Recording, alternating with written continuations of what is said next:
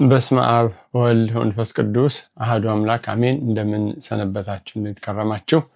እግዚአብሔር ይመስገን እኔ በጣም ደህና ነኝ። ዛሬ እንግዲህ ወደ እናንተ የመጣሁት ከዚህ በፊት አንድ ቪዲዮ ሰርቼ ነበረ ስለ ልጆቻችን የሚያዩት ፊልም ጉዳይ። ያ ለማስታወስ ያክል አሁን እዚህ ስክሪን ላይ አደርግላችኋለሁ። ሊንኩን ላይ ታገኙታላችሁ በዩቲዩብ ካያችሁ።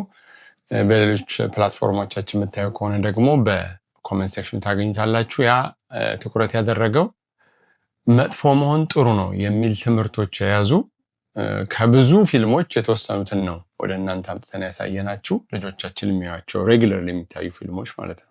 ያ የመጀመሪያው መልእክት ካላያችሁት መለስ ብላችሁት የዛ ሐሳብ የነበረው መጥፎ መሆን ትክክል ነው የሚል ነው። የዚህኛው ደግሞ በዚህ ክፍል ላይ ደግሞ የምናየው ልጆች ሁልጊዜ ትክክል ናቸው፣ ወላጆች ግን ይሳሳታሉ የሚሉ በሚገርማችሁ ሁኔታ በጣም ብዙ ሊስት ማድረግ እንችላለን። የተወሰኑትን ነው ሊስት አውት ማድረግላችሁ። ይሄ ለምንድን ነው እነዚህ ቪዲዮዎች እየሰራሁ ያለሁት? እኔ ራሴ ከቅርብ ጊዜ ወዲህ ነው ድሮም አውቃለሁ እውነቱን ለመናገር ግን በዲቴል እንደዚህ አላቅም ነበረ። እንደው እንደዚህ አይነት መልእክቶቻቸው ምን ያህል በተጠበበ መልኩ እንደሚሰራ አሁን በቅርብ ጊዜ እየተረዳሁት ስለመጣሁኝ ለእናንተ ደግሞ ከሰማሁት ካየሁት ሼር አደርጋለሁ። እናንተ ደግሞ አይታችሁ አይ እንደ ነገር እንኳን ብዙም አልጣመኝም ካላችሁ የራሳችሁ ነው። እንደው ደግሞ አይታችሁ የምትረዱበት መንገድ ካገኛችሁ ደግሞ ልጆቻችንን እንድንታደጋቸው ነው። ሁሉም ይህንን የምናደርገው ልጆቹን እንደው በማያውቁት ጉድጓድ እየገቡ ስለሆነ ማለት ነው። ሰይጣን ያጠመደው ወጥመድ እንኳን ለልጆቹ ለእኛም የረቀቀ ስለሆነ ማለት ነው። ለትልልቆቹ ሰዎች ማለት ነው። ትልልቅ ሰውን እንኳን ህፃናቱን ማለት ነው። እና ዛሬ የምንመለከተው የሚሆነው አርዕስቱ ምንድን ነው? ልጆች ሁልጊዜ ትክክል ናቸው፣ ወላጆች ደግሞ የሚያደርጉትን አያውቁም የሚለው መልእክት እንዴት እንደሚያገኝ። ይሄ ደግሞ በዋናነት ደግሞ እዚህ ላይ ትኩረት የሚደረግበት ምንድን ነው? ልጆች ለወላጆች እንዳይታዘዙ ማድረግ ነው ሐሳቡ። ልጆች ለወላጆች እንዳይታዘዙ። ይሄ ደግሞ ትልቅ ፈተና ያመጣል። እንደምናውቀው ትልቅ ፈተና ዋናነት እነዚህ ዓለማቸው እንግዲህ የዲዝኒ ቻናል የታወቀ ነው። አንዳንድ የዊች ክራፍቶች ይሄ ጥንቆላ ምናምን ጠቅለሱ የሞላው ነው። እነዚህ ደግሞ ኢንዳይሬክትሊ ከኋላ ከጀርባ ያሉትን እናንተ ጋር ለመግለጥ ያክል ነው። እንድታያቸው ያክል ክሊፖቹን ሙሉን እዚህ ላይ ማቅረብ አንችልም። እንድታያቸው ያክል እናሳያቸዋለን። ሐሳቡን ፍንጭ እንድንሰጣችሁ ነው። እና የመጀመሪያው የምናየው እንደውም አሁን በቅርብ ይሄንን ቪዲዮ እንድሰራው የሚያነሳሳኝ በቅርብ አሁን እንደ አዲስ ከካርቶን ሙቪነት አውጥተው በሰዎች ሪል ፊልም እየሰሩት ነው። ሞዋና የሚለውን ፊልም ማለት ነው። ሞዋናን ደግሞ አሁን የማያውቃት የለም አይደል? በልጆቻችን ዙሪያ ዞር ብለን ከጠየቀን ያችን ካራክተር የማያውቃት የለም። እንደሷም መሆን የሚፈልጉ ብዙዎች ልጆች ስላሉ ማለት ነው። እና እንዴት ነው ችግር ያለው የሚለው ከሷን ጀምራ የተለያዩትን ደግሞ እያየን እንሄዳለን ማለት ነው።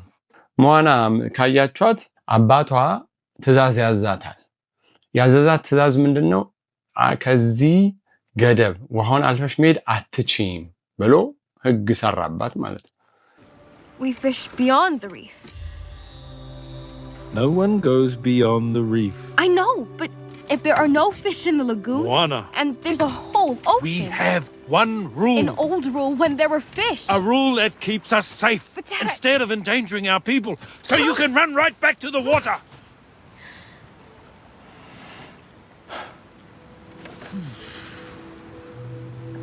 Every time I think you're past this, no one goes beyond the reef. እሷ በራሷ ፈቃድ በራሷ አካሄድ ሄዳ ከተባላችሁ አልፋ ስትሄድ ጀግንነት ነው የሰራችሁ ማለት ነው። አሁን ይሄ ውስጣቸው ልጆቻችን ላይ ፈጥረው ምንድነው? ወላጆቻችን ለካ ኋላ ቀሮች ስለሆኑ ነው፣ እነሱ ስለማይገባቸው ነው ዝም ብለው የሚከለክሉን ነገር፣ እዛ ያለውን ነገር አያውቁም፣ እንደ ወጣ ብለን በራሳችን ብንሄድ እኛ ጀግኖች እንሆናለን የሚለውን ያሳድራል ማለት ነው። ይሄ ዋነኛው መርዛማ አካሄዱ ነው። ስለዚህ ለመታዘዝም ሰው እኮ የሚታዘዘው የሚያዘውን አካል ሲያምን ነው አይደል? እንዳያምኑን ነው የሚያደርጉት ማለት ነው። በሁለተኛ ደረጃ እንድናየው ፈልገው ደግሞ the little mermaid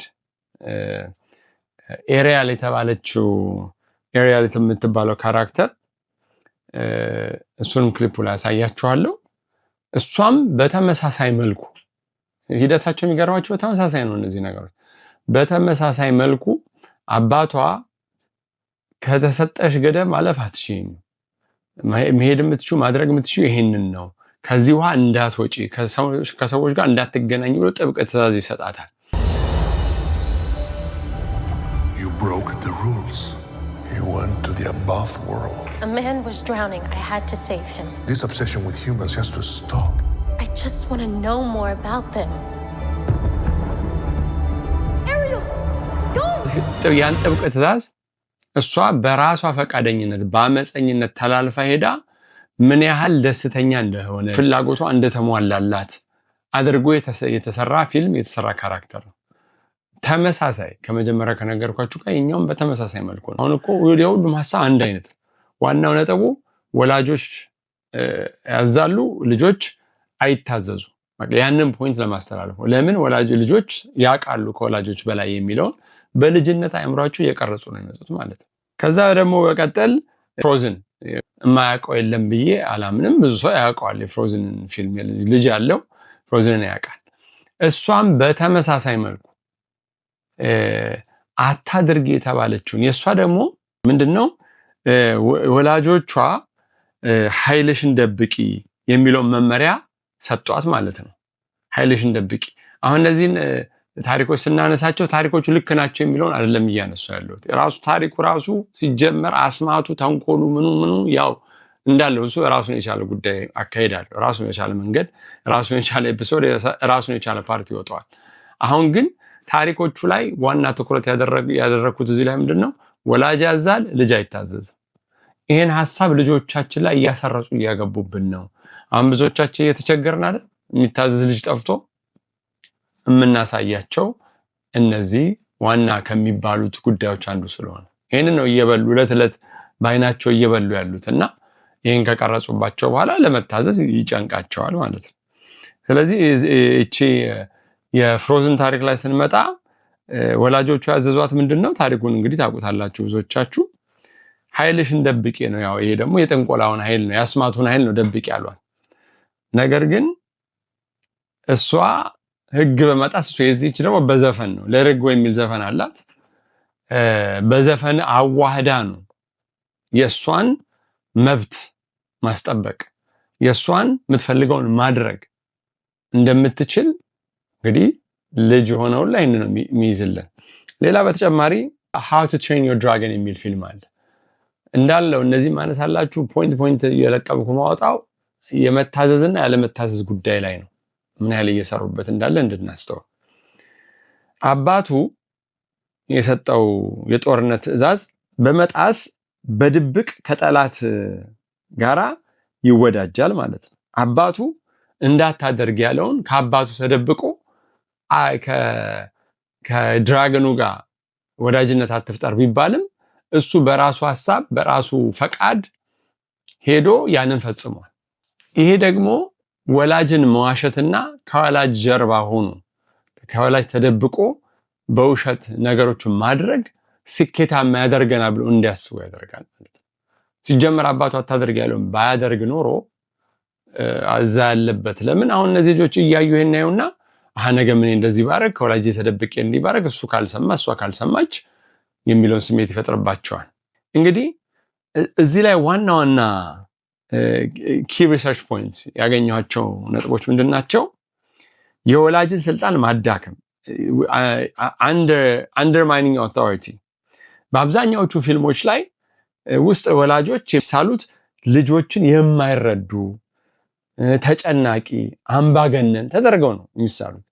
ይሄ ደግሞ ልጆቻችን እኛ የምንሰጣቸው ምክር ጠቃሚ ሳይሆን እነሱን የመቆጣጠሪያ እነሱን አስሮ መያዣ ሆኖ እንዲሰማቸው ያደርግልናል ማለት ነው።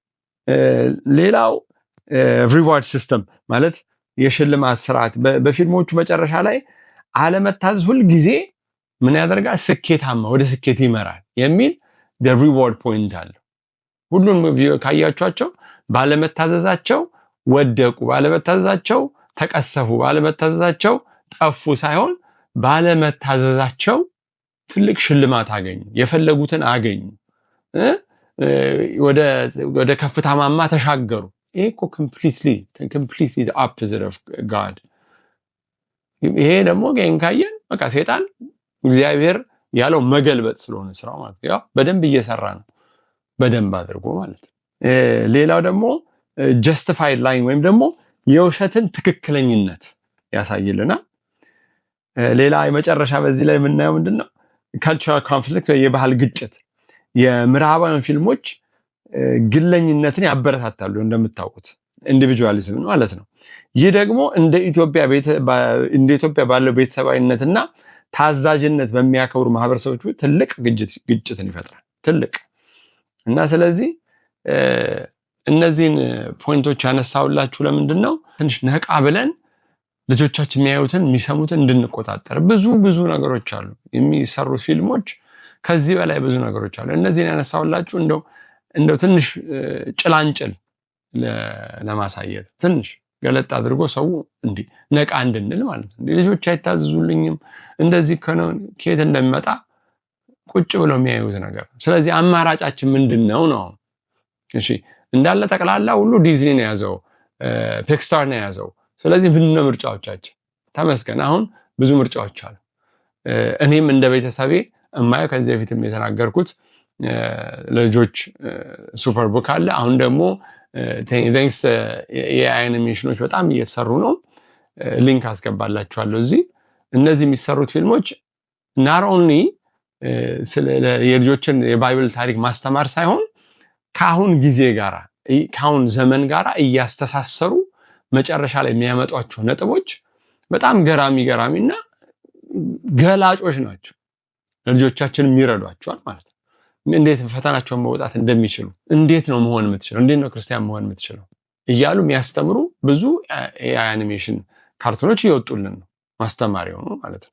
ስለዚህ ምርጫዎች አሉ። እኛም በአቅማችን ብዙም ባይሆን አሁን ለልጆቻችን የምንወዳውን የተክለ ሃይማኖት የኛ ቤት መከታ የሆነውን የተክለ ሃይማኖትን ለልጆች በሚሆን ልጆችም ባይሆን ወጣቶችም ቢሆን እንኳን የሚያዩት የተክለ ሃይማኖትን ታሪክ አሁን ካፕቲኮቹ የቅዱሳን አባቶች ታሪክ ብዙ ነው ያለው። ስለዚህ ምርጫው አለን። ምርጫ እንደሌለ ስታካና ልጆቻችን ብቻ መምራት ያለብን እኛ ነን። ምን መርጠላቸው በጎን ለምን እግዚአብሔር ያስቀመጠን ልጆቻችንን እኮ እንድንመራ ነው አይደል? እነሱ እንዲመሩን አይደለም። የተሳሳተ አመለካከት አለ። ልጆች ወላጅ እንዲመራ አይደለም፣ መንገዱን አሳየው ነው አንተ። ከዛ እሱ ይከተላል እንጂ አንተ አንዳንዴ እንትን በለውና እሱን ይምራህ የሚል ቃል የለም። እግዚአብሔር የሚያዘዘን እንደዛ አይደለምና አሁን እግዚአብሔር ይመስገን ምርጫዎች አሉ። እነዚህ ምርጫዎች ተጠቅመን ደግሞ ልጆቻችንን የሆነ መንገድ እንድናሳያቸው፣ መንገዱን አይተው ደግሞ ከተጠመደላቸው እነሱ ከማያውቁት ከሰይጣን ወጥመድ አያውቁትም እንዳልኳችሁ ደስ ይላል። የሚሰሩት ፊልሞች ካርቱን ምናምን ደስ ይላል። አሁንም ከካርቱን ወጣ ብለው መርሜድን አይታችኋል። ሞዋናም አሁን አዲስ እየወጣላት ነው። ሁሉም አሁን ወደ ደግሞ ዲዝኒ ከፍ አድርጎ በሰዎች እያሰራው ነው። ሞር አትራክቲቭ እንዲሆን ማለት ነው። ሐሳቡን በተለያየ ጊዜ እያመነጨ እየተፋብን ነውና በዛ እንዳንጠመር ነው። እንግዲህ ከጠቀማችሁ ላልሰሙት አሰሙ። ይሄንን ቪዲዮ ምን ሰራው እንዳልኩት ከዚህ በፊትም ካስተዋላችሁ አሁን አድ የለውም፣ አድ ፍሪ ነው። የዩቲዩብ መሃል ላይ ገብቶ ያቋረጣችሁም በእንደዛ አይደለም። ዩቲዩብ ላይ ቢዝነስ ለመስራት አይደለም ይሄንን ቪዲዮዎች የምናወጣው፣ ካለን ለማካፈል ስለሆነ እናንተም ይጠቅማል ካላችሁ ሌሎቹ አካፍሏቸው። ሆፕፉሊ ይሄ ረድቷችኋል ብለን ተስፋ እናደርጋለን። መልካም ቀን፣ መልካም ጊዜ።